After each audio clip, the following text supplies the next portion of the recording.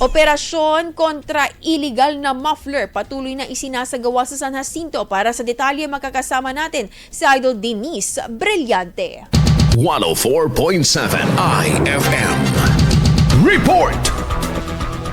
Mas pinaigting ng San Jacinto Municipal Police Station ang pagpapatupad ng batas laban sa mga motorsiklong gumagamit ng pinagbabawal at maingay na muffler upang mapanatili ang kaayusan at kaligtasan sa mga lansangan.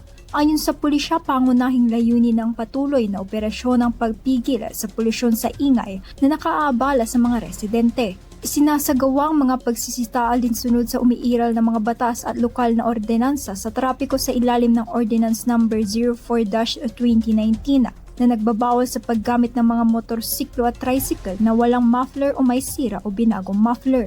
Nagpaalalang himpilan na may kaukulang multa at parusa ang paggamit ng hindi otorisadong muffler. Dahil dito, hinikayat ang lahat ng motorista na tiyaking legal at nasa maayos na kondisyon ang kanilang mga sasakyan upang makaiwas sa paglabag. Binigyang diin ng pulisya na mahalaga ang pakikisa ng publiko sa pagsunod sa mga alituntunin sa trapiko upang mapanatili ang kaligtasan, katahimikan at kaayusan sa buong bayan.